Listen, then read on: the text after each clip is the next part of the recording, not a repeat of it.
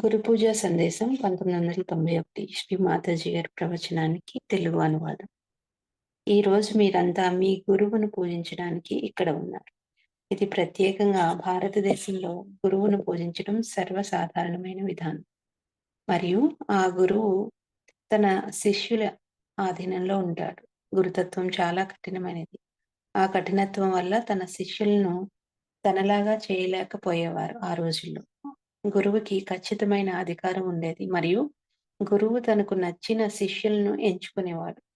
శిష్యులు అవ్వాలి ఫలానా గురువుకైనా కోరుకునేవారు. చాలా తపస్సు చేసి పరీక్షలు ఎదుర్కొనేవారు. మరియు అలాంటివి కఠినమైన వాటి ద్వారానే గురువులు నిర్ణయించేవారు. వారు అడవుల్లో నివసించేవారు మరియు వారిలో కొంతమంది శిష్యుల్ని ఎన్నుకునేవారు. వారిలో కొంతమంది వారిని వీరు ఎన్నుకునేవారు. వారు ఆహారం కొరకు భిక్షాటన చేయాల్సి వచ్చేది పక్క గ్రామాల నుండి. మరియు వండుకోవాల్సి వచ్చేది. వారి చేతులతో వండాకే గురువుకు పెట్టాలి. అలాంటి కఠినమైన గురు పద్ధతి సహజయోగాలో లేదు. అప్పుడు చాలా కొద్ది మందికి మాత్రమే గురువు అయ్యే అవకాశం లభించేది.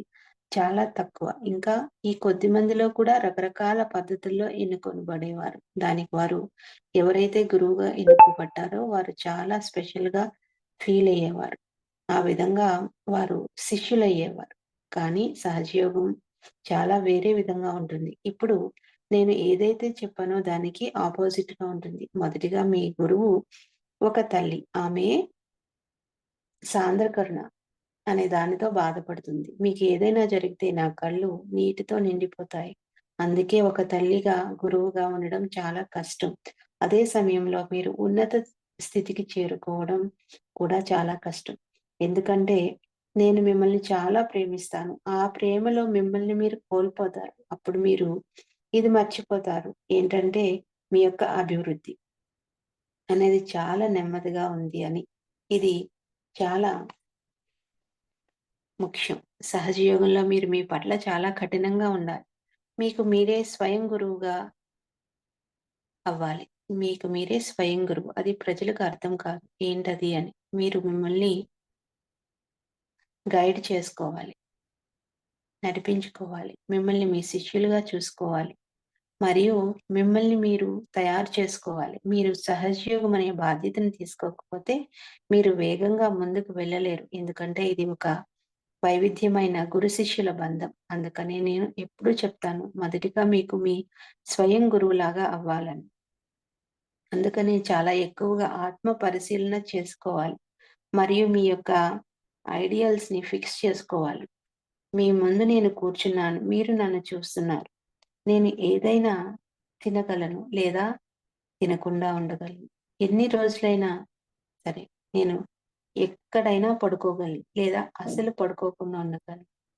నేను వేల మైళ్ళు ప్రయాణించగలను. ఎందుకంటే అలసట లేకుండా. ఈ శక్తి ఎందుకు? నేను గురువు. నాకు నేను గురువును అందుకని. అందుకనే మొదట విషయం ఏంటంటే నాలో ఏం తప్పు జరుగుతుంది? అవతలి వారి గురించి కాదు. నీలో ఏం తప్పుంది చూసుకోవాలి. నేను నా దేహం యొక్క సుఖాన్ని కోరుకుంటున్నానా? నా చిత్తం నా దేహం పైన ఉందా? లేక నా ఆత్మ మీద ఉందా? అలా అయితే నేను ఏం చేస్తున్నాను? మంచి విషయం అంటే రాసుకోవడం. నేను గడ్డ మీద పడుకోగలనా? రాయి మీద కూర్చోగలనా? మీరు ఈ పని మీ శరీరంతో చేయించాలి. నేను నాకు నచ్చిన సమయానికి నిద్రపోగలనా? నేను నాకు నచ్చిన సమయానికి లేవగలనా? నేను చూసాను జనాలు వెళ్ళిపోవడం. అలా అని వాళ్ళు చెడ్డవాళ్ళని కాదు. మీరు ఆహ్, కనుక లోపల అలసిపోతే ఎప్పుడు అలసటగానే భావిస్తారు. లోపలి వైపు అలసట వల్ల అట్లా ఉంటుంది. పశ్చిమ దేశస్థులు టీవీ చూస్తూ అంటూ ఉంటారు. ఎందుకంటే చాలా అలసిపోయారు. ఎందుకు అంత అలసిపోయారు? వారి శారీరక శ్రమ అనేది ఏమీ చేయకుండానే ఆ విధంగా ఎలా అలసిపోతారు? ఆత్మ పరిశీలన చేసుకోండి. మీరు మిమ్మల్ని ఆత్మ పరిశీలన చేసుకుంటే మీ చుట్టూ ఉన్న పరిసరాలను పరిశీలించడం మొదలుపెడతారు. మీ యొక్క స్టైల్స్‌ని, మీ యొక్క పద్ధతులు మరియు మీరు ఏదైతే మీకోసం చేస్తున్నారో అది బయట ప్రపంచం యొక్క కట్టుబాట్ల వల్ల, శారీరక కండిషనింగ్స్ కట్టుబాట్ల వల్ల ప్రమాదం లేదు అంతగా. కానీ మానసిక కట్టుబాట్లు ఉంటే మాత్రం చాలా ప్రమాదం. దానివల్ల మీ తప్పు ఏమిటో మీకు అర్థం కాదు. కొంతమంది కడిగిన చేతులే 10 సార్లు కడుగుతూ ఉంటారు. ఇది పశ్చిమ దేశాల్లో ఎక్కువ. ఇది చాలా పిచ్చి పద్ధతులు. ఇవి శారీరకమైనవి. మొదటిగా మీరు స్థిరపడాలి.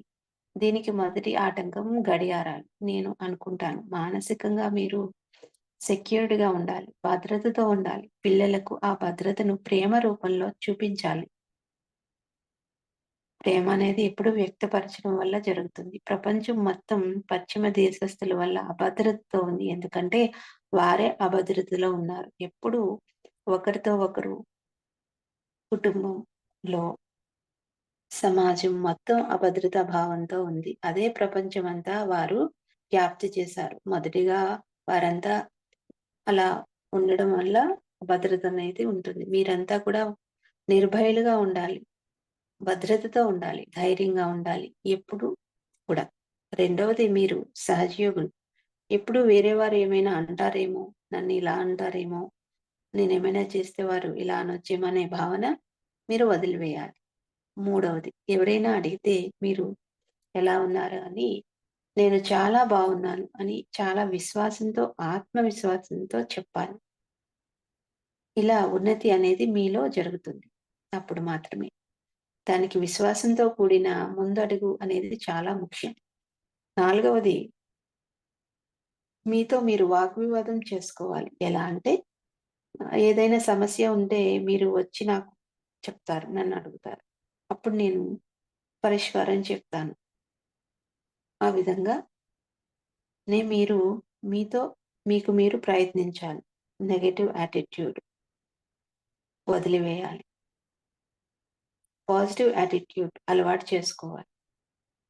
మీకు అప్పుడు ఎటువంటి సమస్యలు ఉండవు. ఇది మీ యొక్క మెదడు కాంతివంతమైనప్పుడు ఈ నెగెటివ్ థాట్స్ అన్నీ మాయమైపోయి మీరు పాజిటివ్ యాటిట్యూడ్ అనేది అలవాటు చేసుకుంటారు. జై శ్రీమాత.